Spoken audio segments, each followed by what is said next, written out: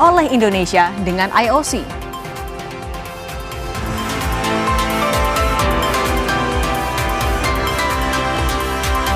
Bertemu di Solo, Jawa Tengah, relawan Projo mengatakan ditunjukkan ijazah asli oleh Presiden ke-7 RI Joko Widodo.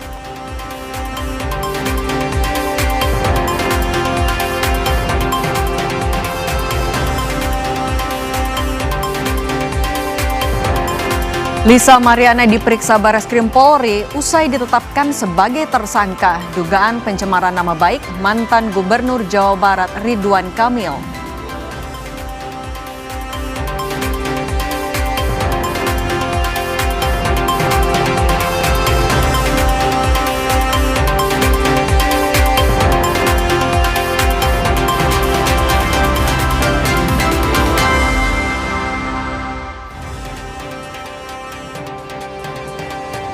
Halo, selamat sore Indonesia. Anda menyaksikan program berita Kompas Petang di Kompas TV Independen Terpercaya. Saya Yasir Neneama. Saya Cindy Permadi, inilah Kompas Petang selengkapnya.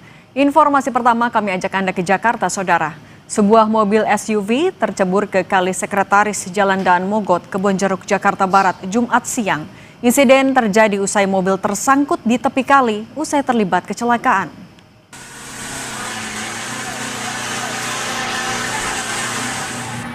Ya, ceburin.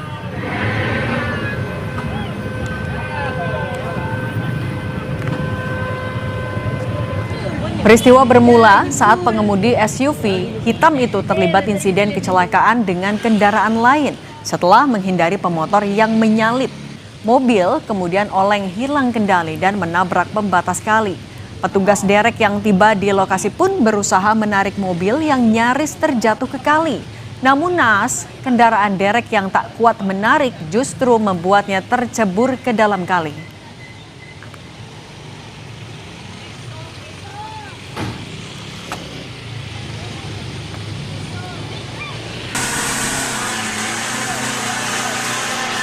Itu katanya mobil nyalip kan. Ketika mobil nyalip, mobil Ford itu kaget sehingga ngantem ke kanan. Tapi yang ke kanan membel, ngantem ke depan, geser lah kurang lebih 30 cm lah kan. Akhirnya mobil itu nyangkut setengah badan di trotoar kali, di derek sebelah kanan nggak kuat, ganti sebelah kiri, diayun bukannya ketarik malah nyemplung. Sorotan selanjutnya, Saudara. Pengendara mobil Brio kabur usai mengisi bensin di SPBU Pertamina di Jalan Pahlawan, Kecamatan Ciputat Timur, Tangerang Selatan.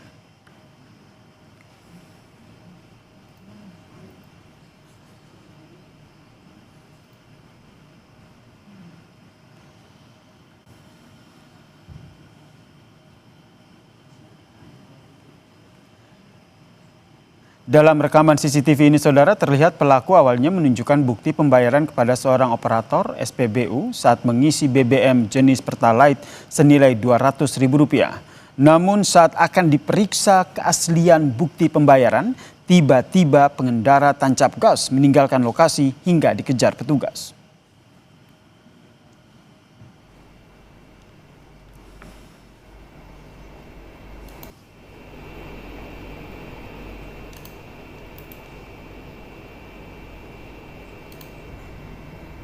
Pengemudi atau konsumen tersebut akan mentransfer uang sebesar Rp200.000 sesuai dengan pembelian BBM di SPBU tersebut kepada SPBU. Namun ketika selesai dilakukan pengisian BBM dan dicek kepada bukti transfer di pihak SPBU, itu belum masuk uang senilai Rp200.000 terkait dengan pembelian BBM tersebut. Usai kejadian, Saudara, polisi mendatangi TKP dan memeriksa sejumlah saksi mata serta rekaman CCTV. Polisi pun berhasil mengantongi identitas sepasang muda-mudi ini dan menghimbau kepada pengemudi sedan Brio untuk segera datang ke Mapolsek Ciputat Timur untuk bermediasi dengan pihak SPBU.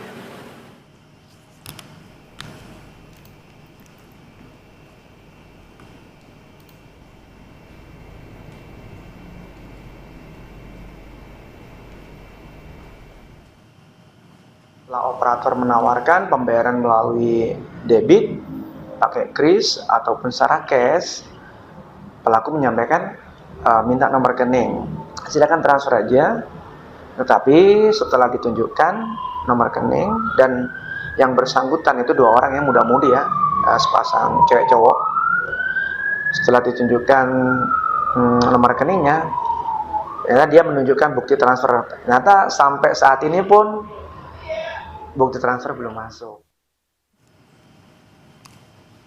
Sorotan lainnya, Lisa Mariana diperiksa Bareskrim Polri usai ditetapkan sebagai tersangka dugaan pencemaran nama baik mantan Gubernur Jawa Barat Ridwan Kamil.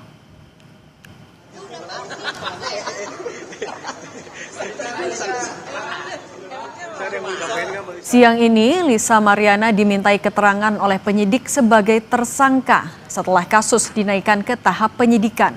Pengacara Lisa bilang kliennya akan bersikap kooperatif dalam kasus ini. Tak berbicara banyak, Lisa hanya minta doa yang terbaik dari masyarakat.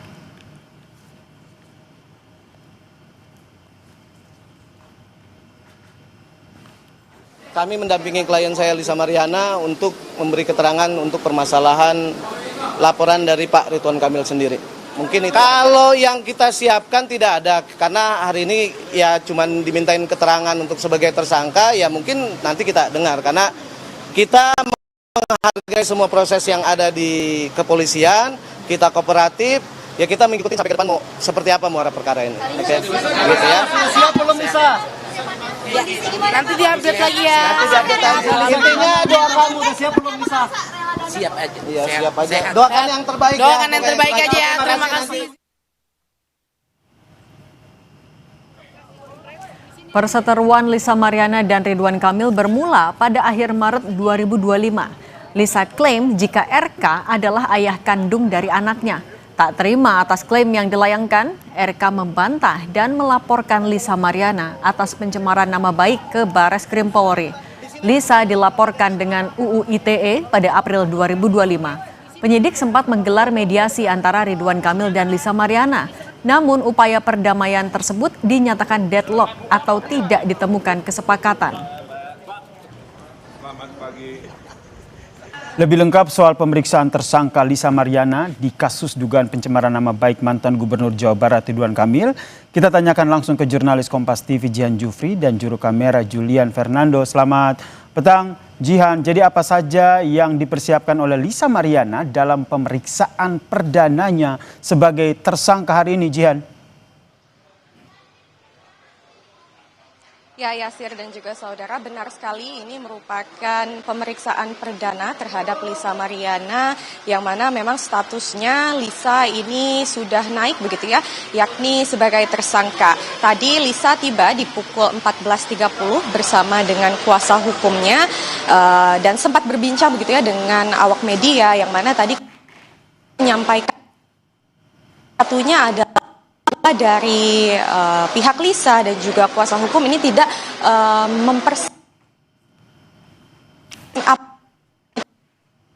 hukum ini mengatakan bahwa dari pihak Lisa ini akan mengikuti seluruh proses hukum yang berlangsung dan akan kooperatif terhadap proses hukum ataupun pemeriksaan yang dilakukan pada hari ini. Lalu memang tadi seperti yang saya sudah sebutkan bahwa Lisa tiba di sekitar pukul 14.30, ini berarti Lisa sudah diperiksa selama kurang lebih 1,5 jam.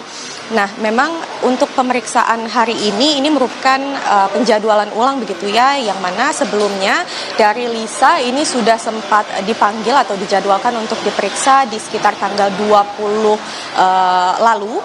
Namun memang dari Lisa ini terkendala satu dan lain hal dan memang dijadwalkan kembali. Dan memang dari pihaknya dan juga kuasa hukum ini turut hadir. Dan baik, terima kasih jurnalis Kompas TV Jihan Jufri atas informasinya terkait dengan polisi yang memeriksa Lisa Mariana usai ditetapkan menjadi tersangka. Kita beralih ke informasi lain. Usai pesinetron Amar Zoni dan 5 terdakwa lain dipindahkan ke Nusa Kambangan setelah terbukti mengedarkan narkotika dari dalam rutan Salemba, Amar Zoni menjalani sidang perdana secara daring. Jaksa mengungkap terdakwa Amar Zoni menjalankan peredaran narkotika jenis sabu sejak Desember 2024 dan berkomunikasi via ponsel melalui aplikasi Zangi.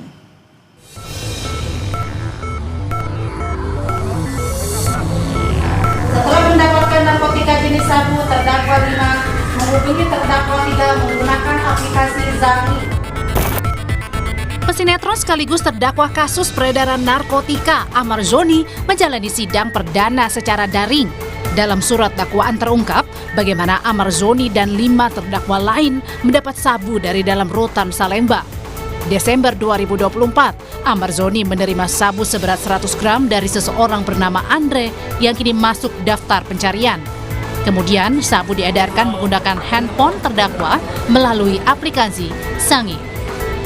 Berawal pada tanggal 31 Desember 2024 sekitar pukul 14.00 WIB, terdakwa 5 mendapatkan narkotika jenis sabu dari terdakwa 6 dengan cara mengambil dan bertemu secara langsung dengan terdakwa 6 di tangga blok 1. Pada saat itu terdakwa 6 mengaku mendapatkan narkotika jenis sabu dari saudara Andre DPO sebanyak 100 gram. Mendapatkan narkotika jenis sabu, terdakwa 5 menghubungi terdakwa 3 menggunakan aplikasi Zangi yang terdapat pada alat komunikasi berupa 1 unit handphone merek Oppo warna biru. Ibu angkat Amar Zoni yang datang ke lokasi sidang meminta Amar Zoni mendapat rehabilitasi sebab dirinya yakin Amar Zoni tak lagi menggunakan narkoba. Dia sudah tidak memakai dan sudah kelihatan kondisinya adalah sehat-sehat saja. Kemanusiaan asal keadilan seperti tadi yang sudah disampaikan oleh pengacaranya itu bisa dilaksanakan karena ini adalah penyalahgunaan narkotika. Tentu hukumannya adalah rehabilitasi. Sementara psikolog forensik Reza Indragiri meyakini dalam kasus peredaran narkoba dari dalam rutan, Amar Zoni masih menggunakan narkoba sehingga harus dikenakan pemberatan sanksi untuk kasus pemakai dan pengedar narkotika. Saya mendapat informasi bahwa ketika Amar Zoni pada bulan Desember tahun lalu atau Januari tahun ini tersangkut masalah yang sedang kita perbincangkan, Amar Zoni juga kedapatan di dalam urinnya masih positif. Artinya dia masih menyalahgunakan narkoba. Sehingga kita melihat dua sisi seorang Amar Zoni. Amar Zoni sebagai penyalahguna dan didakwa sekarang juga menjadi pengedar. Amar Zoni sebagai seorang penyalahguna, tak lain tak bukan dia memang harus dikenakan pengobatan, dikenakan rehabilitasi. Namun ketika kita berbicara tentang Amar Zoni sebagai seorang pengedar, lain lagi ceritanya. Pemberatan sanksi tampaknya adalah ancaman yang patut dikenakan kepada dia. 4 kali sudah pesinetron Amar Zoni terjerat narkoba akibat aksi kejahatannya yang dianggap membahayakan lingkungan rutan Salemba. Kini, Amar Zoni ditempatkan di sel dengan penjagaan super ketat di Nusa Kambangan. Tim Liputan, Kompas TV. Usai jeda di Kompas Petang, Saudara, respons IOC soal larangan Indonesia gelar ajang olahraga internasional, Menpora Erick Thohir bilang keputusan belum final dan masih bisa didiskusikan.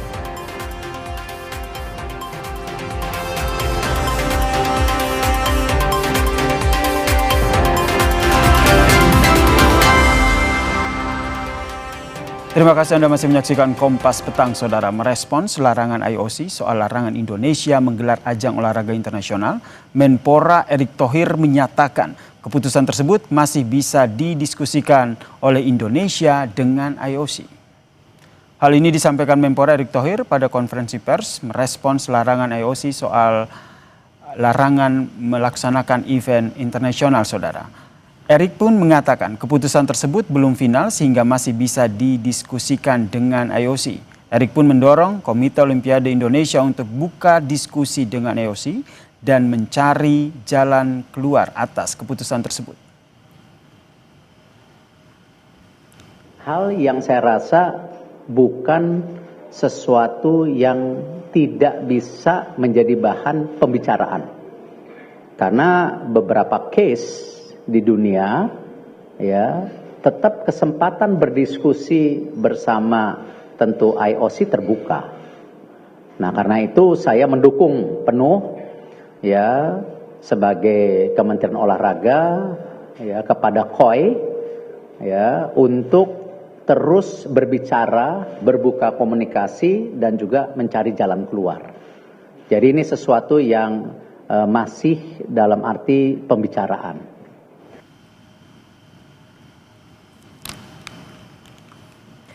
Indonesia dilarang menggelar ajang olahraga internasional di bawah IOC. Salah satunya adalah menjadi tuan rumah Olimpiade. Keputusan ini dikeluarkan IOC atas sikap Indonesia yang membatalkan visa atlet Israel untuk tampil di kejuaraan dunia senam artistik di Jakarta. Indonesia dilarang menggelar ajang olahraga internasional di bawah IOC. Salah satunya adalah menjadi tuan rumah Olimpiade. Keputusan ini dikeluarkan IOC atas sikap Indonesia yang membatalkan visa atlet Israel untuk tampil di kejuaraan dunia senam artistik di Jakarta. Dalam keterangannya, IOC menyatakan akan menghentikan seluruh bentuk dialog dengan Komite Olimpiade Indonesia terkait penyelenggaraan Olimpiade maupun konferensi di masa mendatang. IOC juga merekomendasikan pada semua federasi internasional untuk tidak menyelenggarakan acara atau pertemuan olahraga internasional apapun di Indonesia. Merespons keputusan Komite Olimpiade Internasional, Menteri Pemuda dan Olahraga Erick Thohir menyatakan pemerintahan Indonesia memiliki alasan dan dasar yang kuat menolak kedatangan delegasi Israel pada kejuaraan dunia gimnastik di Jakarta. Erick bilang, langkah ini sesuai ketentuan peraturan perundang-undangan yang berlaku. Prinsip ini berdasarkan Undang-Undang Dasar 1945 yang menghormati keamanan dan ketertiban umum dan juga kewajiban pemerintah Indonesia untuk melaksanakan ketertiban dunia. Wakil Ketua Komisi 10 DPR, Lalu Hadrian Irvani menegaskan, sikap Indonesia menolak delegasi Israel sudah tepat. Merespons soal sanksi IOC, Lalu Hadrian mendorong pemerintah memperkuat diplomatik dengan Federasi Olahraga Internasional. Saya sepakat dengan yang disampaikan oleh Menpora bahwa demi keamanan dan ketertiban umum, makanya pertimbangan itu menjadi salah satu dalam pengambilan kebijakan dan keputusan. Kami juga menyampaikan kepada pemerintah bahwa untuk memperkuat terus diplomasi dengan federasi-federasi olahraga internasional. Analis olahraga Muhammad Kusnaini menilai Indonesia tidak perlu risau soal sanksi yang bisa membatalkan rencana Indonesia untuk menjadi tuan rumah Olimpiade. Menurutnya, peta politik global dinilai sangat dinamis dan bisa saja mengubah sikap IOC di masa depan. Menurut saya kita tidak perlu terlalu risau dengan potensi menjadi tuan rumah Olimpiade 2036 karena peta politik global saat ini sangat dinamis dan masih mungkin mengubah sikap IOC di masa depan. Sesungguhnya juga IOC itu sendiri juga tidak pernah benar-benar bisa murni memisahkan olahraga dari politik.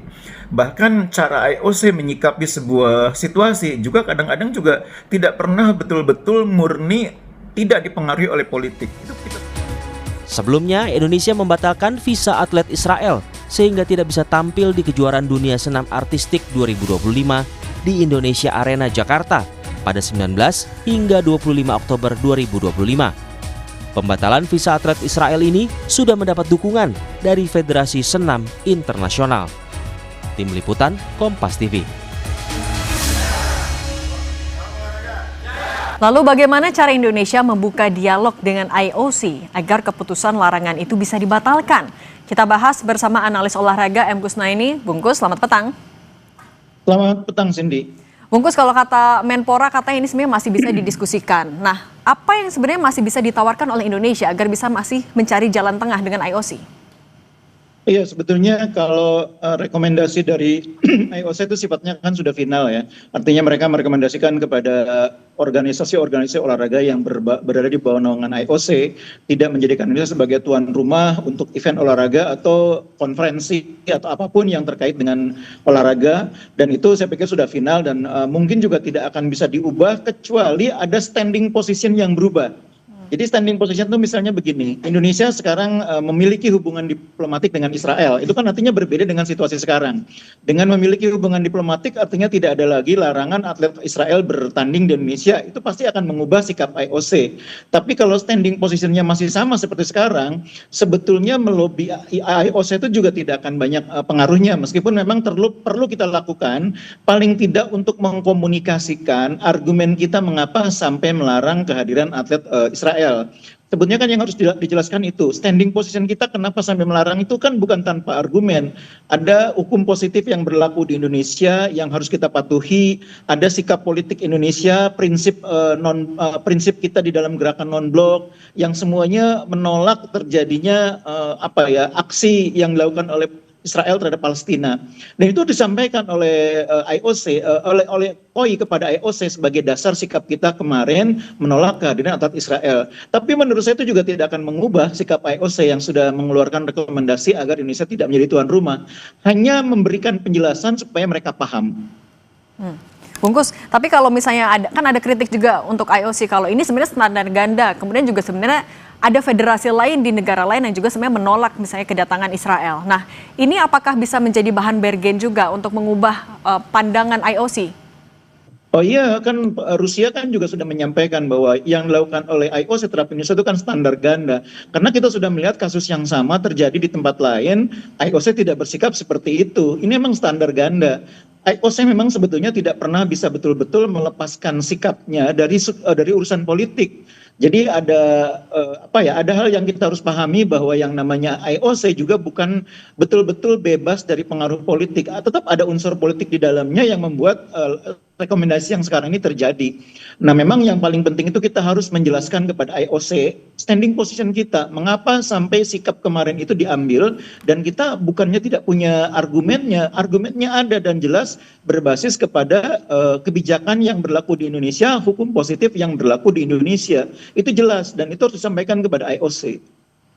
Oke, kalau misalnya juga tadi Menpora bilang Indonesia sebenarnya tidak dibekukan sehingga juga masyarakat nggak perlu terlalu panik lah. Nah, ini bagaimana seharusnya publik bisa menerjemahkan pernyataan dari Menpora? Iya, jadi kan yang tidak jernih dijelaskan kepada publik bahwa yang dilarang itu sebetulnya tidak ada yang tepat betul-betul dilarang. IOC merekomendasikan kepada organisasi olahraga yang berada di bawah naungan IOC untuk menetapkan Indonesia sebagai tuan rumah event atau kegiatan yang terkait dengan cabang tersebut. Itu kan bunyinya rekomendasi, dan rekomendasi bisa dipatuhi atau tidak dipatuhi oleh cabang. Yang kedua, Indonesia tidak akan menjadi tuan rumah Olimpiade 2036. Kan belum ditunjuk tuan rumahnya siapa, jadi belum ada sanksi. Yang sudah pasti Olimpiade 2032 akan digelar di Brisbane, Australia. 2036 belum. Jadi prosesnya masih akan cukup panjang sebelum nanti ditetapkan siapa tuan rumahnya. Dan peta politik global mungkin akan berubah dalam 1-2 tahun ke depan. Kalau dalam 1-2 tahun ke depan peta politik global berubah, standing position Indonesia juga berubah, IOC juga tidak bisa melarang kalau Indonesia bidding menjadi tuan rumah. Jadi memang keputusan IOC yang tepatnya saya sebut sebagai rekomendasi itu memang tidak bersifat final. Nah, kan soal rekomendasi itu kan IOC juga rekomendasi untuk federasi internasional untuk tidak membuat event di Indonesia. Nah, kalau misalnya itu dilakukan, ini rekomendasi ini sebenarnya sifatnya apa dampaknya untuk Indonesia kepada federasi internasional tadi? Dampaknya tidak bisa menggelar kegiatan-kegiatan yang terkait dengan IOC.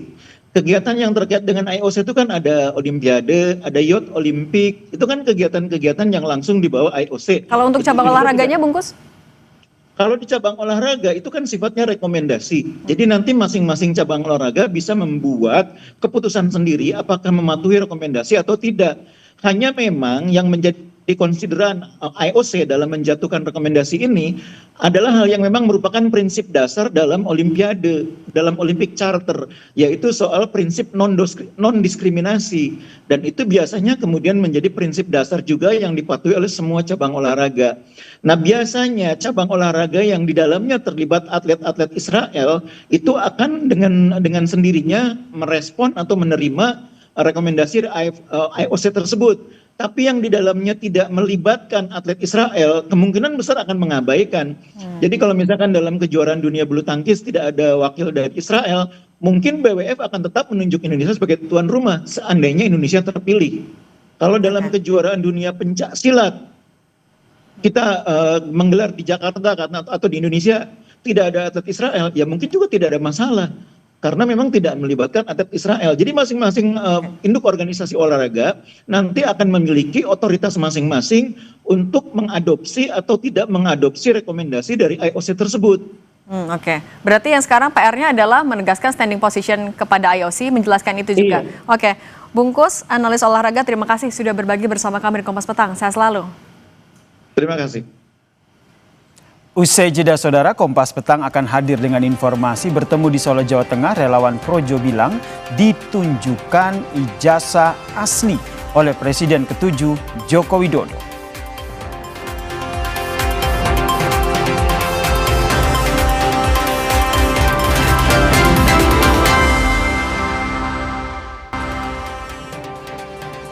Kompas Petang kami lanjutkan, saya Cindy Permadi. Saudara Presiden ke-7 RI Joko Widodo menerima kunjungan relawan Projo di kediamannya di Solo, Jawa Tengah.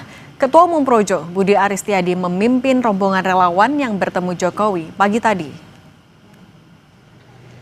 Sejumlah hal dibicarakan dalam pertemuan yang berlangsung selama 2 jam.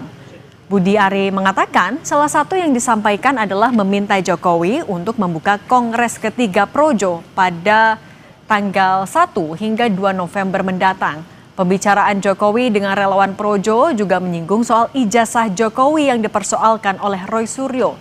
Dalam pertemuan itu, menurut relawan Projo, Jokowi juga menunjukkan ijazahnya dari UGM.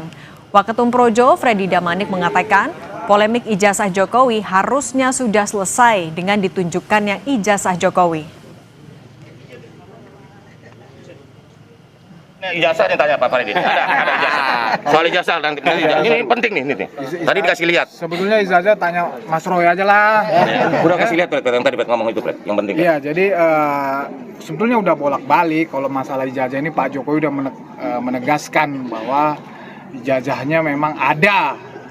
Dan kita tadi dipertunjukkan bahwa ijazah Pak Jokowi itu ada, dan Pak Jokowi juga udah menunjukkan ke rektor, ke dekan. Jadi bukan hanya menepis semua isu-isu dan keraguan bahwa ijazah Pak Jokowi itu hilang, terbakar, tetapi memang ada, dikeluarkan UGM dan masih dipegang oleh beliau. Jadi selesai isu ijazah.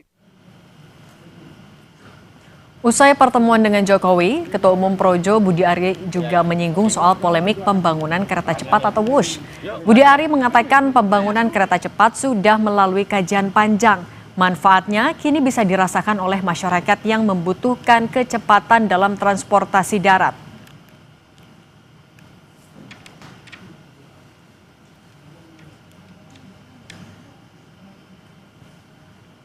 Enggak lah, itu karya terbaik kok. Kalau nggak ada WUSH, harusnya ditambahin tuh kereta cepatnya dari Jakarta ke Surabaya. Banyuwangi. Iya kan? Sementara itu, Chief Operating Officer atau COO Danantara Indonesia, Doni Oskaria, memastikan restrukturasi utang kereta cepat Jakarta-Bandung atau WUSH rampung tahun ini. Doni bilang Danantara akan menegosiasikan ketentuan pembayaran pinjaman. Pemerintah masih mengkaji berbagai opsi restrukturisasi utang kereta cepat. Doni bilang soal utang tidak sulit dan tidak rumit karena secara korporasi emiten kereta cepat positif. Ia meminta masyarakat tak perlu khawatir. Ini kan ada tim, sedangkan dengan Palut, kalau kami kan lebih kepada korporasi ya. Ini sudah sepakat memang Pak 60 tahun itu ya? Terus kita bernegosiasi, kami akan berangkat lagi juga untuk menegosiasikan mengenai term daripada pinjaman. Ini menjadi point of negotiation kita kan, berkaitan sama jangka waktu pinjaman, suku bunga, kemudian juga ada beberapa mata uang yang juga akan kita diskusikan. Kan terlalu sulit sebenarnya secara korporasi, karena secara korporasi kan perusahaannya EBITDA-nya positif, tinggal masalah cicilannya mau di mana kan itu aja. Jadi nggak rumit dan pasti akan kita selesaikan. Sementara itu, Menteri Keuangan Purbaya Yudisadewa mengacungkan jempol saat mendengar Danantara bakal terbang ke Tiongkok untuk negosiasi utang kereta cepat atau WUSH. Menkyu Purbaya berulang kali bilang top dan bagus saat menanggapi pertanyaan soal restrukturisasi utang kereta cepat. Purbaya berusaha untuk tidak ikut dalam penyelesaian masalah utang kereta cepat Jakarta-Bandung. Purbaya mendorong utang pembangunan kereta cepat diselesaikan dengan langkah business to business. Bagus, saya ikut kan, top. Berarti nggak diajak ke Cina, Pak? Enggak lah. Kan katanya si Pak Doni dia mau ngajak pemerintah juga buat ke Cina. Paling menyaksikan, kalau mereka udah putus kan udah bagus, top. Nggak, saya sebisa mungkin nggak ikut, biar aja mereka selesaikan business to business. Jadi top. Presiden ke-7 RI Joko Widodo tak berkomentar saat disinggung terkait sikap Menteri Keuangan Purbaya yang menolak menggunakan APBN untuk membayar utang proyek kereta cepat Jakarta-Bandung atau WUSH. Pak, terkait WUSH yang Masih. APBN gimana Pak? Tanggapannya WUSH yang sekarang tidak pakai APBN gimana? WUSH, kereta cepat. Masih. Ada masukan mungkin begitu Pak? Keren. Proyek pembangunan kereta cepat atau WUSH menjadi polemik terkait tanggungan utangnya. Di tengah polemik ini, relawan Jokowi, Projo, memuji proyek kereta cepat ini.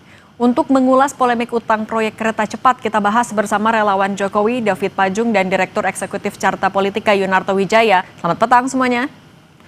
Selamat petang. Bang David, ini Bang Budi Ari bilang kalau ini adalah proyek terbaik. Emang parameter terbaik dari versi relawan tuh apa? Ya, terbaik karena ini merupakan proyek prestisius ya. Hanya ada ini untuk ukuran negara-negara di Asia Tenggara, baru Indonesia yang punya. Di Asia hanya 3, China, Jepang, dan Indonesia. Dan ini sesuatu yang sebenarnya memfasilitasi apa yang namanya PSO ya, Public Service Obligation ya, yang menjadi kebutuhan transportasi massal di Indonesia. Nah, khususnya di satu titik daerah yang terpadat di Republik ini adalah Jakarta dan Jawa Barat. Jawa Barat itu adalah provinsi terpadat penduduknya, terbesar penduduknya, ada 40 jutaan penduduk. Jadi link and match antara ibu kota dengan kota di Jawa Barat yaitu Bandung itu harus dikoneksikan dengan transportasi massal yang bisa menjawab kebutuhan transportasi teknologi tercanggih. Ini tapi dibilang proyek terbaik Pak Jokowi, berarti maksudnya ngelebihin IKN juga? Oh ya, sama. Ini kan sama-sama proyek. Ini kan kalau IKN kan proyek strategis nasional. Kalau WUSH ini kan adalah proyek untuk memecah kebuntuan atau kebutuhan transportasi massal di Republik ini, khususnya daerah-daerah terpadat dan termaju, yaitu ibu kota di Jakarta dan provinsi terpadat di Indonesia yaitu Bandung, Jawa Barat ya. Dan itu adalah jawaban. Dan ini kan akan dilanjutkan untuk ke Jawa Timur ya. Pak Prabowo sendiri sudah mengkomitmenkan itu untuk dalam pemerintahan beliau akan dilanjutkan ke Jawa Timur karena ini menjadi sebuah kebutuhan teknologi transportasi terkini, era modern, dan orang butuh kecepatan dan ketepatan waktu. Oke, kalau gitu Mas Toto, kalau misalnya kita ambil momentumnya, ini lagi ada polemik, kemudian relawan tiba-tiba bilang kalau ini adalah proyek terbaik Pak Jokowi. Makna di balik pernyataan ini sebenarnya apa sih? Iya, sebetulnya nggak ada yang baru bahwa buat teman-teman relawan ini kan memang zero tolerance ketika berbicara mengenai kesalahan Pak Jokowi. Karena konsep dari mendirikan relawan ini kan sudah mengarah kepada kultus ya. Namanya pun sudah misalnya relawan pro Jokowi. Artinya memang yang difokuskan adalah bagaimana kemudian fokus pada pemujaan terhadap sosok, bukan kemudian berbicara objektif mengenai pencapaian Pak Jokowi, baik dalam konteks kita bisa mempelajari apa yang sudah menjadi kelebihan, termasuk kita harus mengakui ketika terjadi kekurangan supaya kemudian menjadi evaluasi tidak diteruskan oleh rezim sebelum. Nah, ketika kita berbicara mengenai WUSH misalnya, kita berbicara mengenai IKN, kita berbicara mengenai terjeratnya hutang oleh beberapa karya BUMN karena penugasan proyek-proyek infrastruktur, ya artinya kan kita mengakui bahwa Pak Jokowi adalah presiden yang paling berani membuat terobosan terkait dengan pembangunan infrastruktur, yang itu seringkali menjadi masalah dalam logistik kita, yang biayanya mahal, supply chain kita. Tapi dalam proses pelaksanaan kan kita harus akui juga, ada evaluasi yang harus dilakukan. Pertama misalnya, jangan memberikan beban terlalu besar kepada APBN kita atau BUMN kita, yang kemudian itu membuat pada akhirnya di masa-masa berikutnya itu akan menjadi beban hutang. Itu terjadi dalam sebuah fakta dengan beberapa karya di BUMN kita. Yang kedua, tidak boleh juga terburu-buru pengambilan keputusan, misalnya membuat yang namanya bandara, karena akhirnya ada beberapa yang terbukti secara cost keekonomian itu tidak bisa hidup. Itu kan jadi beban juga buat generasi berikut. Termasuk dalam konteks WUSH. Terima saja ini sebagai sebuah diskusi bahwa ketika ada yang mengatakan ini terlalu mahal dibandingkan dengan proyek-proyek sejenis, ya dibahas. Apalagi nanti ada rencana untuk kemudian diteruskan ke Surabaya misalnya. Jadi jangan serta-merta berbicara ini hitam putih. Apapun yang dibangun oleh Pak Jokowi sudah pasti benar, termasuk saya juga menolak. Apapun yang dibangun oleh Jokowi sudah pasti salah, seperti yang dilakukan oleh beberapa haters Jokowi. Tapi kita masuk saja dalam diskusi yang objektif sifatnya. Mas Toto, tapi kalau melihat lebih jauh lagi, ini memang hanya relawan sedang membela atau sebenarnya mau membuat sebuah persepsi lain dari kacamata politik, itu dampaknya apa? Ya, masyarakat tidak sebodoh itu ya, kalau hanya kemudian dengan kalimat ini proyek paling prestisius. Itu kan terlihat sekali kalimat yang muncul secara subjektif dalam konteks pemujaan terhadap apapun yang dibangun oleh Jokowi. Berbeda kalau Mas Budi Ari misalnya bisa membantah mengenai kos yang dianggap kemahalan. Berbeda kalau Mas Budi Ari punya data-data yang bisa membantah kritik-kritik para ekonom, termasuk misalnya dari dulu saya sudah mendengar dari almarhum Faisal Basri mengenai potensi problem dari yang namanya WUSH. Tapi kalau hanya sekedar berbicara mengenai ini proyek paling prestisius, bahwa kemudian Bandung membutuhkan, ya sanggahan data juga jauh lebih banyak. Jadi saya mengajak teman-teman relawan, silahkan bela Pak Jokowi, tapi masuk dalam perdebatan yang sifatnya mendidik secara intelektual, berikan data tandingan, bukan dalam konteks politik yang mengatakan bahwa Jokowi harus selalu benar. Nah itu, Bang David gimana kalau dibilang ini hanyalah ya sebuah pemujaan, pujian yang bersifat subjektif. Anda gimana menanggapi itu? Ya, saya juga memaklumin kalau Mas Toto memberikan pandangan seperti itu, karena sebenarnya bukan fisik Jokowi yang kita puja, tetapi ideologi yang ada pada Jokowi, Indonesia sentris, membangun ketertinggalan Republik ini, kemudian semua desain-desain besar dari berbagai proyek-proyek strategis nasional yang selama sekian presiden itu terkatung-katung, bahkan nggak bisa dieksekusi oleh seorang Presiden Jokowi, mengambil alih semua itu ya. Kemudian saya ingin klarifikasi, kalau kata Mas Toto tadi kita berdebat. Nanti saya mau jawab juga ya Mbak ya. Bentar dulu. Pernyataannya kontradiktif. Ya. Nanti nggak saya bilang mau jawab ke Mbaknya. Kita gantian Mas, kita gantian. Oke, Bang David, silakan. Nah, soal mengatakan bahwa ini menjadi beban APBN itu juga informasi yang salah, karena ini B2B Mas Toto ya. Jadi ini bahkan Luhut yang sebagai penanggung jawab dari proyek ini sudah mengatakan bahwa sudah ada pertemuan dengan China sendiri untuk melakukan restrukturisasi utang. Artinya memperpanjang masa pembayaran utang dan memotong bunga utang. Itu restrukturisasi dan itu sementara dalam percakapan. Jadi nggak ada, benar kata Pak Purbaya, nggak ada sama sekali APBN uang negara akan diambil untuk membayar ini, karena di dalam kesepakatan dengan China Development Bank itu memang kesepakatannya adalah B2B ya, bukan G2G, bukan. Jadi ini benar-benar murni bisnis, bahwa itu dikelola oleh konsorsium KAI, Wika, TPN, itu bagian dari gambaran bahwa ini kerjasama antara bisnis to bisnis perusahaan. Oke, kalau gitu Mas Toto dulu, silahkan tadi mau menanggapi apa?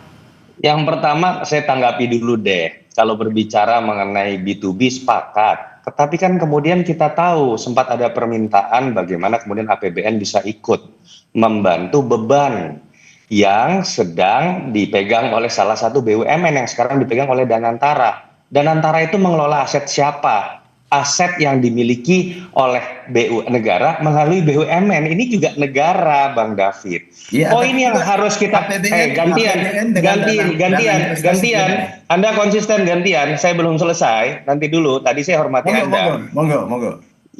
Jadi kita berbicara dalam konteks yang lebih luas. Ini kan sebuah pembelajaran. Apakah hanya bicara mengenai WUSH? Tidak. Tadi saya sudah memberikan contoh lain. Ketika karya-karya karena penugasan dari negara loh harus diingat, kemudian harus membangun sebuah proyek-proyek yang kemudian akhirnya menimbulkan jebakan hutang. Ini kan satu ekosistem, nggak bisa dilihat secara terpisah. Yang kedua, saya sepakat dan saya sudah mengapresiasi. Pak Jokowi adalah presiden paling berani untuk menerobos problem infrastruktur kita sebagai negara besar. Tapi apakah kemudian kita harus lihat itu menjadi sebuah konteks hitam dan putih? Tidak. Ketika dalam pelaksanaannya terjadi banyak permasalahan, kita harus mengakui itu sehingga kemudian tidak dilakukan oleh rezim berikut. Sepakat IKN berbicara mengenai tidak Jawa sentris.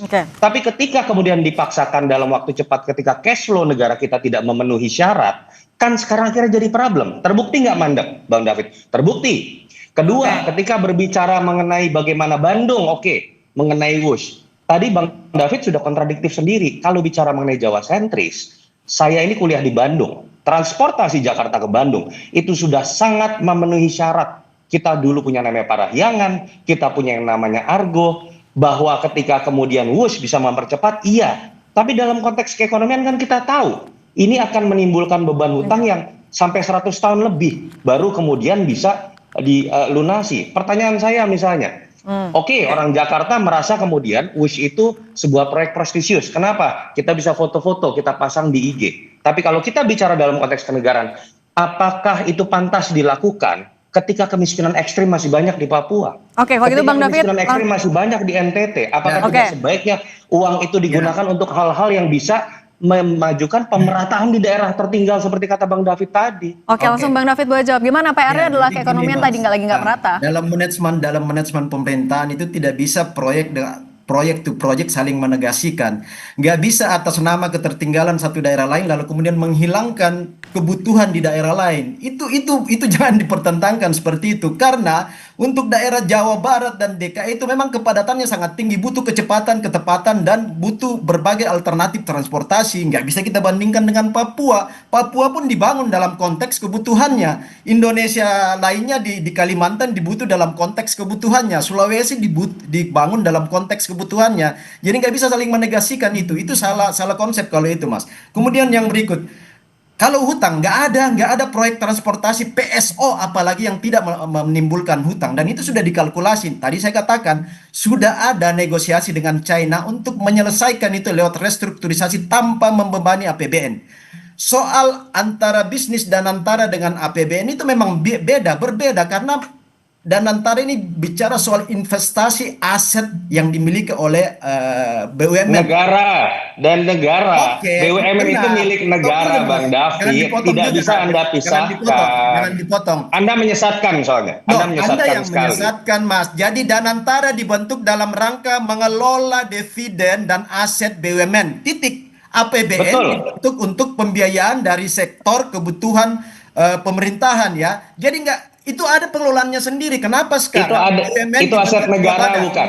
Yang dikelola oleh Danantara itu aset negara atau bukan, Bang David? Jadi gini, kenapa sekarang BUMN dibentuk dalam bentuk dua badan? Karena substansi dan signifikannya kebutuhan itu supaya tidak mengganggu APBN. Memang sekarang itu konsepnya seperti itu, Mas Toto. Jadi jangan dipertentangkan itu, karena Danantara akan mengelola problemnya sendiri, APBN akan menangani kebutuhan negara ini dengan konsep ruang yang berbeda. Jadi benar kata Menteri Purbaya, nggak akan ada pelibatan dari APBN soal itu, karena negara kan B2B sudah berjalan, ini kita tinggal tunggu hasilnya. Nah, tidak ada public service obligation yang tidak meninggalkan kebutuhan-kebutuhan untuk pembiayaan utang atau peninggalannya. Itu sudah diprediksi dan sudah dikalkulasi. Nah, sekarang kan problemnya adalah bagaimana caranya mempersingkat pembayaran ini, kemudian bagaimana memangkas bunga yang sangat tinggi ditetapkan oleh China. Itu problemnya hari ini kan. Nah Mas Toto, ini juga sekalian Mas Toto saya mau nanya ini juga. Artinya kan ini ada masih beberapa. Saya pengen jawab tuh. Tadi penyesatan gampang dijawab sekali sebenarnya. Boleh. Ini tapi sekalian. Silakan Mbak, kalau mau tanya yang lain. Sekalian dulu, ini sekalian. Kalau misalnya ini memang kan WUSH menjadi salah satu dalam tanda kutip warisan yang masih harus diselesaikan oleh pemerintahan di rezim sekarang, di pemerintahan Pak Prabowo Subianto. Apa yang seharusnya dilakukan oleh pemerintahan sekarang untuk menyelesaikan hal-hal itu? Boleh sekalian tadi menjawab, Bang. Saya nggak mau masuk ke bagaimana menyelesaikan, karena saya bukan ahli di bidang transportasi. Tetapi ketika berbicara mengenai logika ketatanegaraan dan pengambilan keputusan dalam manajemen pemerintahan, saya pikir tetap harus ada evaluasi secara teknis.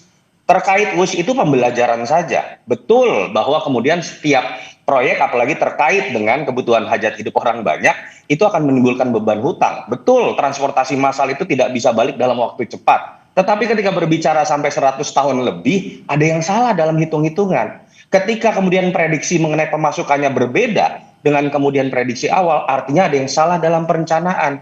Ketika Bandara Kertajati sampai sekarang tidak bisa menghasilkan penumpang, artinya ada yang salah dalam perencanaan. Ketika rencana Pak Jokowi terkait dengan IKN kemudian harus mundur beberapa tahun dan kemudian sekarang mandek, artinya ada yang salah dengan perencanaan. Bahwa ketika itu tidak langsung membebani APBN, tapi kita tahu ini dilakukan dalam konteks penugasan yang diberikan oleh negara. Dan ketika kemudian beban itu hinggap dalam BUMN, itu juga terkait dengan berkurangnya aset negara, walaupun tidak secara langsung dan mereka entitas terpisah.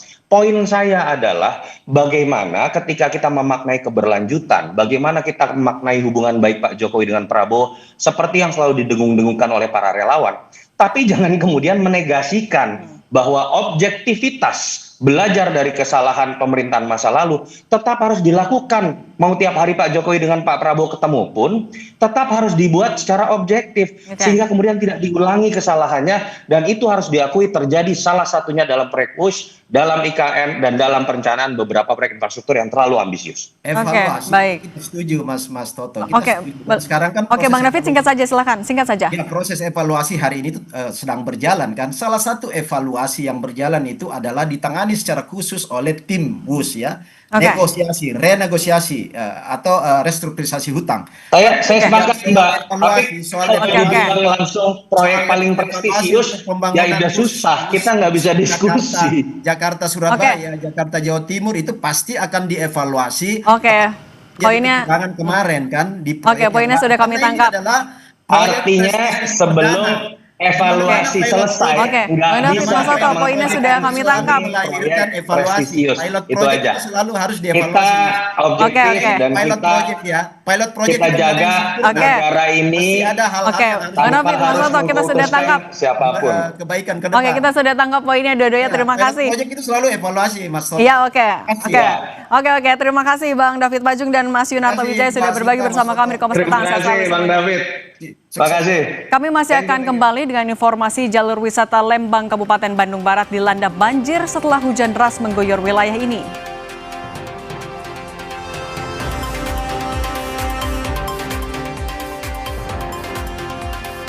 Nama mantan Presiden Soeharto diusulkan jadi pahlawan nasional. Usulan ini menuai polemik.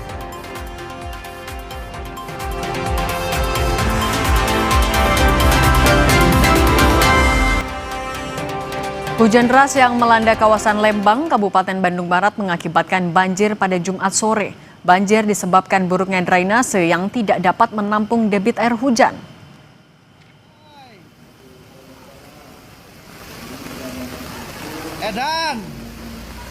Debit air cukup kencang di depan Pasar Panorama Lembang, Kabupaten Bandung Barat, Jawa Barat.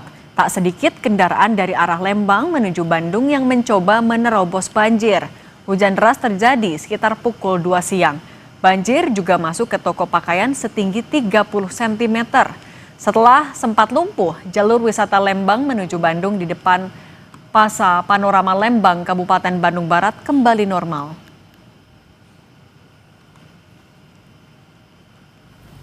Banjir sekitar jam berapa? Jam 2-an lah. Jam 2, sekitar 1 jam. Sebentar gitu Bang, cuma sekitar 1 cukup gede. jam. Tapi langsung tinggi ini air. Kalau hari ini bisa sampai sepaha. Boleh 30 sentian lah. 30 sentian lah. Iya.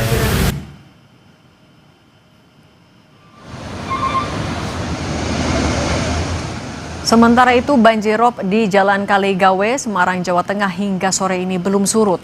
Terpantau ketinggian banjir di Jalan Kaligawe alami kenaikan di beberapa titik. Di depan Rumah Sakit Islam Sultan Agung Semarang, ketinggian air yang semula 60 cm bertambah menjadi 90 cm. Hanya truk besar yang mampu melewati banjir. Sementara kendaraan bertonase kecil yang hendak menuju Demak diimbau melalui wilayah Meranggen untuk menuju ke Demak, demikian juga sebaliknya. Kendaraan yang bisa lewat ini masih tronton ke atas, ya. Yang kecil akan hindari Kaligawe. Mulai dari terminal dari Mangkang masuk ke tol, juga di Kalibanteng kita alihkan sampai ke ujung tol Kaligawe. Jadi yang bisa lewat itu hanya tronton saat ini. Termasuk yang dari timur juga demikian, dari Demak agar lewat Meranggen. Dan hari ini bisa air susut dan mesin pompa lebih maksimal. Sorotan lain, nama mantan Presiden Soeharto diusulkan menjadi pahlawan nasional bersama 39 nama lainnya. Masuknya nama mantan Presiden Soeharto jadi polemik dan menuai penolakan karena adanya dugaan pelanggaran HAM masa lalu. 40 nama diusulkan sebagai calon pahlawan nasional. Daftar usulan nama diserahkan Menteri Sosial ke kantor Kementerian Kebudayaan Jakarta. Salah satu nama yang diusulkan menjadi pahlawan nasional yakni mantan Presiden Soeharto. Menteri Sosial Saifullah Yusuf bilang, nama yang diusulkan telah melewati proses pengkajian dan penelitian mulai dari tingkat daerah hingga tingkat pusat. Setelah menerima usulan nama calon pahlawan nasional, Menteri Kebudayaan Fadlizon bilang akan menggelar sidang bersama tim Dewan Gelar. Sidang nantinya menghasilkan rekomendasi yang akan dibawa ke Presiden Prabowo Subianto. Fadlizon menegaskan, keputusan penetapan nama pahlawan nasional ada di tangan Presiden Prabowo. Kelayakan semuanya sudah layak, tetapi keterbatasan itu diserahkan nanti kepada Presiden atas rekomendasi dari Dewan Gelar. Soal mantan Presiden Soeharto yang masuk dalam daftar nama calon pahlawan nasional, Direktur Eksekutif Amnesty International Usman Hamid menyuarakan penolakan. Usman menekankan pentingnya pertanggungjawaban negara terhadap pelanggaran HAM masa lalu.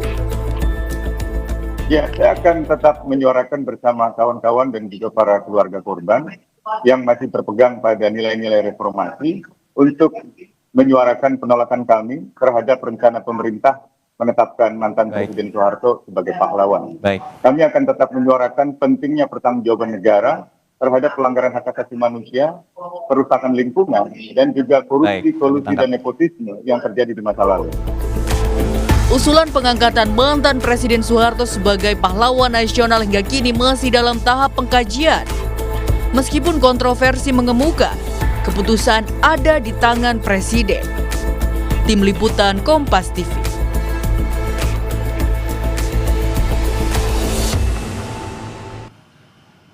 Kompas Petang masih akan kembali dengan informasi Ketua Umum PSSI Erick Thohir angkat bicara soal sosok pelatih timnas pengganti Patrick Kluivert.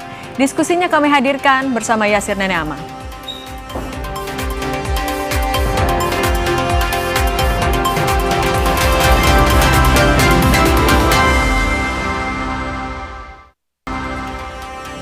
Kami lanjutkan informasi di Kompas Petang, Saudara. Ketua Umum PSSI Erick Thohir angkat bicara soal sosok pelatih timnas pengganti Patrick Kluivert. Sosok yang tengah diburu PSSI merupakan sosok yang lebih baik dari Sintayong dan juga Patrick Kluivert. PSSI masih sedang mencari pelatih baru timnas Indonesia usai berpisah dengan Patrick Kluivert, Saudara. Namun PSSI kesulitan karena serangan yang masif dari netizen di media sosial. Agenda terdekat timnas Indonesia laga uji coba FIFA Matchday di November mendatang. Selanjutnya ada Piala AFF 2026 dan Piala Asia 2027. Namun hingga saat ini, Saudara, PSSI masih belum menunjuk pelatih baru timnas Indonesia. Erick bilang hingga saat ini belum ada penunjukan sebagai pelatih sementara atau ad interim timnas. Coach Sintayong dan tentu Coach Patrick sudah menjadi bagian masa lalu. Tapi apa yang telah diberikan Coach Sintayong kita apresiasi. Apa yang kekurangannya kita pelajari. Sama juga dengan Coach Patrick. Kita apresiasi, kekurangannya kita pelajari. Makanya kita mencari yang namanya pelatih bisa nggak lebih baik daripada sebelumnya. tiba-tiba Van Gaal lah seakan-akan, tiba-tiba Frank de Boer lah seakan-akan, nggak ada gitu. Jadi at interim kita belum kepikir. PSSI masih belum menentukan pelatih timnas yang baru menggantikan Patrick Kluivert, namun sejumlah nama ramai dibicarakan publik, saudara. Ada nama mantan pelatih timnas Indonesia Sintayong yang kembali mencuat. Secara terang-terangan, STY juga membuka hati jika tawaran datang dari PSSI. Kemudian ada Jesus Casas, dia pernah menjadi pelatih Irak dari tahun 2022 sampai 2025 dan juga meraih juara Piala Teluk di tahun 2023, saudara. Selanjutnya ada Timur Kapadze yang sukses membawa Uzbekistan lolos ke Piala Dunia 2026. Saat ini posisinya adalah asisten pelatih dari Fabio Cannavaro. Yang terbaru ada Frank de Boer, ia pernah melatih Inter Milan pada tahun 2016, sempat juga menangani timnas Belanda dari 2020 sampai 2021. PSSI sampai saat ini belum menentukan pelatih timnas, saudara, pasca menyudahi kerjasama dengan Patrick Kluivert. Ketua Umum PSSI Erick Thohir justru melempar kriteria sosok yang layak jadi pengganti Kluivert. Kita bahas bersama dengan sejumlah narasumber yang telah bergabung di Kompas Petang. Saya sapa, ada analis sepak bola, Bung Haris Pardede atau akrab saya sapa Bung Harpa, dan juga mantan pemain timnas Bung Zainal Arifin. Bung Zainal Arif, selamat petang semuanya. Selamat petang, Bang Yasser dan juga Kang Zainal. Saya yakin tadi Bung Zainal dan juga Bung Harpat sama kayaknya dengan saya ya. Kira-kira siapa nih pelatih baru yang akan diumumkan oleh Erick Thohir? Ternyata belum diumumkan nih. Bung Harpa melihatnya kenapa nih akhirnya PSSI, Erick Thohir sendiri masih belum mengumumkan siapa sosok pengganti Kluivert? Ya, semua tadi kita menunggu ya ketika mendapatkan informasi akan diadakan konferensi pers jam 15.00 di Auditorium Gelora Bung Karno, dan semua tentunya menunggu salah satunya adalah topik yang paling hangat dibahas soal kepelatihan ya. Kita masih menunggu siapa yang akan menggantikan pelatih baru yang menggantikan Kluivert gitu. Dan orang mengkorelasikan dengan pernyataan Kamis minggu lalu bahwa ketika ditanya oleh seorang wartawan soal pelatihan, dia bilang kasih 2 hari ya, tapi oke lah, mungkin ada beberapa urusan sehingga akhirnya baru digelar hari ini. Dan ternyata kalau kita tunggu sampai akhir itu, ya mohon maaf, isinya tuh sama sekali omon-omon gitu loh, nggak ada yang jelas, nggak ada yang clear, bahkan juga tidak menjawab pertanyaan yang kita tunggu-tunggu gitu soal tim kepelatihan. Malah ini lebih kepada apa ya, straight news aja gitu, memberitahukan bahwa nanti FIFA Matchday itu nggak ada, hanya diisi untuk U23 ya, persiapan untuk SEA Games, dan kemudian juga Coach Nova nanti kalau saya nggak salah ya akan menangani U20, dan beberapa informasi yang absurd, misalnya soal informasi Louis van Gaal ya, itu kan seolah-olah dia mengatakan apa ya, dari media kita, padahal itu kan diawali dari media di Eropa, kalau nggak salah Vitor Catalinya ya, jurnalis dari Spanyol. Jadi jujur kalau buat saya itu adalah 1 jam yang saya nggak tahu apa yang saya dengarkan. Oke, tahan sampai di situ dulu. Bung Zainal sepakat hanya omon-omon aja tadi, nggak ada isinya lah tadi konferensi pers dari Erick Thohir. Ya, apa yang ingin kita dengar sebetulnya hari ini ya. Jadi pukul 15 di Auditorium GBK, apa yang disampaikan Bung Harpa. Tetapi ya itulah PSSI mungkin ya, kalau di office saya sih masih belum beres ya urusannya, jadi belum bisa diumumkan hari ini. Ya siapapun tadi yang menjadi kandidat dari para pelatih yang sudah disebut oleh Bung Yasir tadi, ada muncul ke permukaan Van Gaal, Frank de Boer, lalu pelatih timnas Irak yang menjadi juara di Piala Teluk, serta asistennya Fabio Cannavaro. Tadi kan nama-nama tersebut juga muncul ke permukaan, tetapi saya sih berharap memang segera direalisasikan ya. Supaya apa? Supaya ya ini tidak menjadi pergunjingan terus. Siapa sih? Karena ini kalau melihat selama ini para netizen, khususnya para penggemar sepak bola di tanah air ini ingin menunggu siapa sih dan keseriusannya sampai di mana gitu kan, untuk menentukan siapa pelatih timnas Indonesia yang sesungguhnya. Itulah mungkin yang pertama ingin saya sampaikan. Oke, Bung Harpa, tadi setidaknya ada sedikit clue begitu ya yang disampaikan oleh Ketua Umum PSSI, yaitu STY ini sudah masa lalu begitu, sudah menutup buku dengan STY. Itu berarti sebagai penegasan secara tidak langsung kalau STY ini sudah tidak masuk lagi jadi bursa pengganti Patrick Kluivert. Anda membacanya seperti itu? Ya, persis sekali ya. Itu satu hints yang jelas mengkerucutkan pilihan-pilihan pada calon pelatih baru. Tadinya kan ada 2 pot ya. Satu CLBK, STY kembali, dan satu lagi pelatih baru. Tapi dengan pernyataan tersebut, kelihatannya hampir pasti menutup pintu bagi STY akan kembali ke tim nasional kita selama Erick Thohir masih ada ditampuk ditampuk Ketua Umum PSSI. Dan ini jauh berbeda ya kalau kita ingat semua ketika Januari awal tahun ini Coach Sintayong dipecat ya, dengan diberikan dokumen pagi-pagi, siang langsung diumumkan, dan 6 hari kemudian tanggal 12 itu langsung ditunjuk pelatih baru. Jadi selang 6 hari ini, dan bahkan di konferensi pers di Hotel Mulia itu saya masih ingat beliau mengatakan we've been discussed this many months before. Bayangkan ya, di era pemecatan dan pemilihan sebelumnya sudah disiapkan berbulan-bulan, begitu dipecat langsung ditunjuk. Tapi sekarang bahkan sudah mau 2 minggu dari mulai kita gagal di Saudi, dan bahkan sampai nanti kita nggak tahu kapan. Ini baru kriteria belum dipilih. Jadi ada 2 standar ganda, ada standar ganda yang diterapkan oleh PSSI terhadap 2 situasi di pemecatan pelatih Sintayong dan juga di edisi kali ini. Seperti itu. Kalau Bung Zainal melihat sendiri ini, jadi Bung Zainal, jadi yang menurut Anda seperti apa? Karena kalau kita lihat Erick Thohir sendiri menyatakan bahwa sosok pelatih yang kedepannya itu harus lebih baik daripada Patrick Kluivert dan juga STY.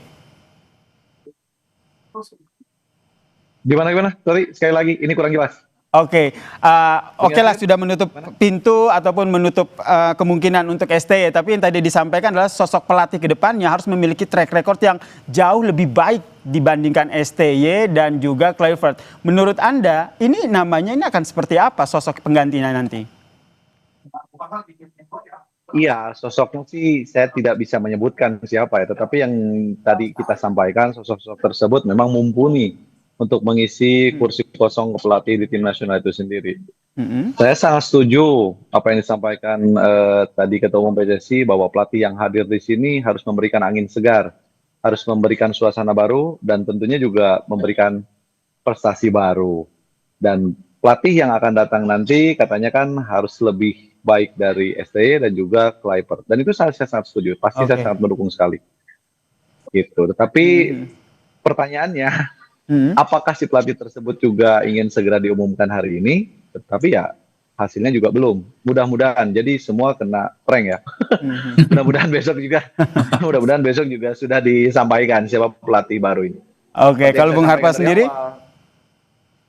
Ya. Bung Harpa sendiri melihatnya seperti apa nih? Harus lebih baik daripada Kluivert dan juga STY ya begitu. Berarti hal-hal yang tidak baik dari keduanya itu harus diperbaiki oleh pelatih baru nanti. Ya, ini kan bahasa klise ya. Pasti itu normalnya seperti itu kan. Tapi buktinya juga kemarin pilih pelatih dari STY ke Kluivert kan tim nasional kita tidak lebih baik toh. Kita di akhir tahun lalu kita ada di peringkat 3. Dengan hanya beda 1 poin dari peringkat 2 yang lolos otomatis di round 3, tapi setelah itu dipilih kan menjadi merosot. Nah, apakah dengan presiden tersebut, presiden yang saya katakan blunder, yang memilih pelatih malah downgrade, apakah kita kemudian percaya kembali dengan cara mereka memilih? Ini kan akhirnya kita jadi bertanya-tanya, seperti itu. Tapi Bung Harpa sendiri sudah punya prediksi nama tidak? Kalau kita kaitkan dengan sosok yang tepat dan juga ya, harganya juga pas nih buat timnas Indonesia. Ya, jujur kita sudah seminggu lebih ya berbusa-busa ya. Semua masyarakat memberikan aspirasinya. Dan jangan lupa, sepak bola ini milik masyarakat loh. Bukan milik satu golongan saja. Jadi kita punya suara dan macam-macam. Ada yang mulai dari Timur Kapatse, kemudian CLBK Sintayong, Jesus Casas, Hussein Amota juga saya sempat tabungkan. Ya pokoknya kita semua bersuara lah. Tapi ternyata kan ya sampai detik ini tidak ada nama yang diajukan kan. Padahal sebenarnya kita sangat ingin sekali untuk melihat tim nasional kita dengan nakoda baru, siapapun itu. Bung Harpa, tapi nama yang Anda sebutkan tadi tidak ada nama Van Hal, ada Frank de Boer yang juga namanya mencuat. Iya, ini kan 2 nama terakhir yang Bung Yasser utarakan kan ini sebenarnya dimanfaatkan oleh beberapa konten kreator lah.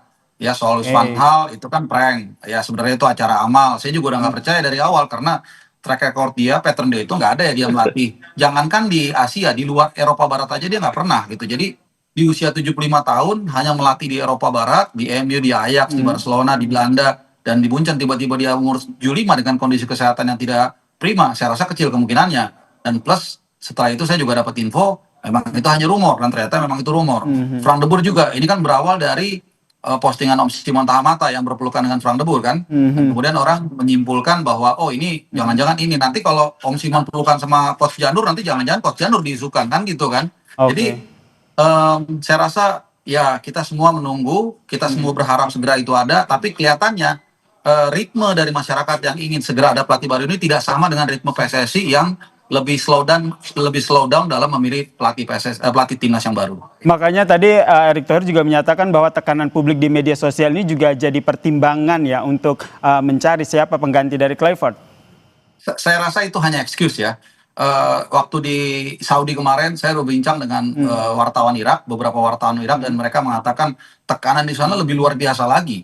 Ya bahkan kita tahu Jesus Casas itu kan membawa Irak sampai di ujung Piala Dunia sebelum dia kepleset di 2 laga terakhir, kemudian dipecat. Bahkan kita lihat juga videonya bagaimana ketua PSSI mereka itu dimaki-maki loh di stadion. Kita masih sopan, ya kita hanya mengajukan aspirasi. Jadi saya pikir itu hanya excuse. Ya seorang pemimpin harus bisa menahan badai. Kalau dia tidak tahan, ya mendingan gak usah jadi ketua umum PSSI. Oke, saya ke Bung Zainal. Bung Zainal sendiri punya POV tersendiri nggak sebagai mantan pemain timnas begitu? Kira-kira siapa nih? Bisa sebut nama nggak kayak Bung Harpa tadi yang cocok mungkin dari Asia ataupun di dalam negeri sendiri yang sebenarnya punya kapasitas yang mumpuni untuk menggawangi Garuda kita ke depannya? Iya, saya tidak mau tidak mau berspekulasi siapa yang cocok. Kalaupun misalkan nama-nama yang muncul ke permukaan, saya pikir juga itu dari hasil seleksi yang mungkin sudah dilakukan oleh Ketua Umum PSSI beserta jajarannya. Jadi kalaupun misalkan nanti pelatih tim nasional itu muncul ke permukaan, berarti itulah yang terbaik. Gitu. Dari nama-nama yang mungkin santer dibicarakan ya. Bahkan harapan juga ada kandidat dari pelatih kita juga gitu kan. Maksudnya dari dalam negeri juga, why not gitu kan? Kalau dia mumpuni, dia punya kapasitas, kenapa tidak gitu? Dan ini akan jadi presiden baru kan? Ini akan jadi pemilihan baru yang akhirnya ini bisa menjadi polemiknya polemik in a good way ya, maksudnya polemik yang ketika dipegang pelatih dari dalam negeri juga masih bisa berprestasi gitu. Harapannya itu hanya harapan. Oke. Jadi kita masih bertanya-tanya siapa yang akhirnya menjadi pelatih yang ditunjuk oleh PSSI ya. Terima kasih Bung Harpa, terima kasih Bung Zainal atas perbincangan kita kali ini. Salam sehat semuanya. Biasa sama-sama sehat. Bung Harpa, sehat selalu. Usai jeda saudara, Kompas Petang akan hadir dengan informasi soal Lisa Mariana yang diperiksa Bareskrim Polri usai ditetapkan sebagai tersangka atas kasus dugaan pencemaran nama baik mantan Gubernur Jawa Barat Ridwan Kamil.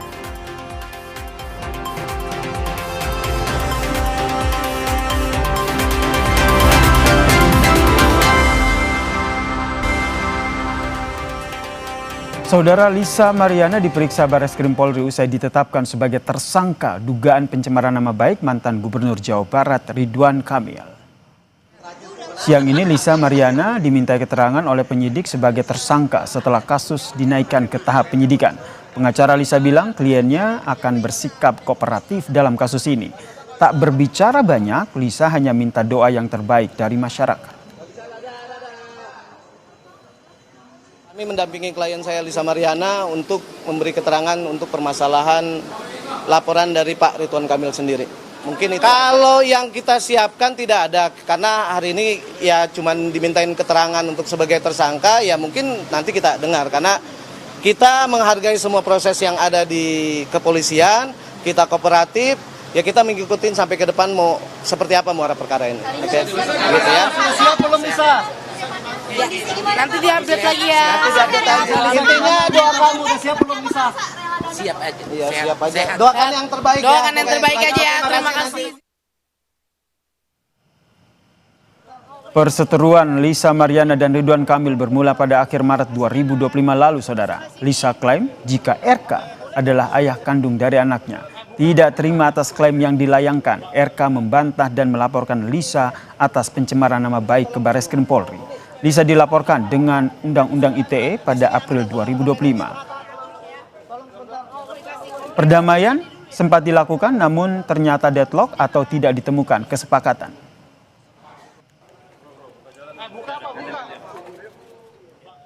Bertemu di Solo, Jawa Tengah, relawan Projo bilang ditunjukkan ijazah ahli asli oleh Presiden ke-7 Joko Widodo. Selepas jeda, Kompas Petang kembali.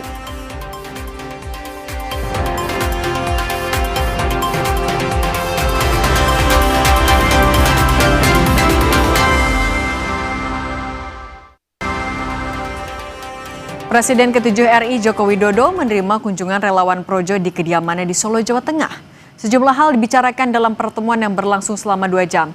Pembicaraan Jokowi dengan relawan Projo juga menyinggung soal ijazah Jokowi yang dipersoalkan oleh Roy Suryo. Dalam pertemuan, menurut relawan, Jokowi menunjukkan ijazahnya dari UGM. Wakatum Projo mengatakan polemik ijazah harusnya sudah selesai dengan ditunjukkannya ijazah Jokowi.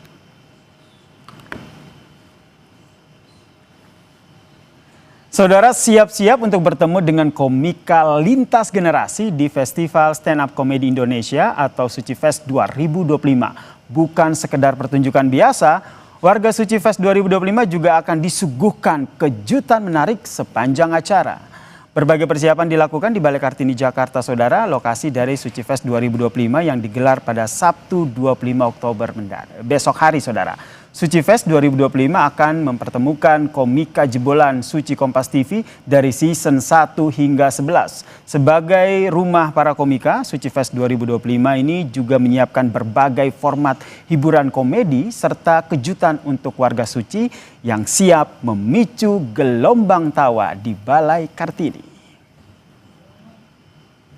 Intinya kita punya sekitar ada 8 numbers lah, 8 sesi acara dari mulai reuni, Suci reuni namanya reuni Suci dari season 1 sampai season 11. Lalu ada perempuan Suci, itu ada perempuan-perempuan yang pernah menjadi komikanya Suci.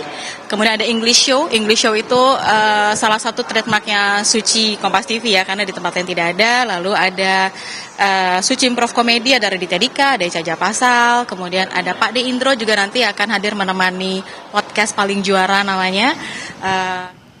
Informasi tadi menutup Kompas Petang hari ini. Saya Cindy Permadi. Dan saya Yasir Nene Ahmad. Tetap saksikan Kompas TV independen terpercaya.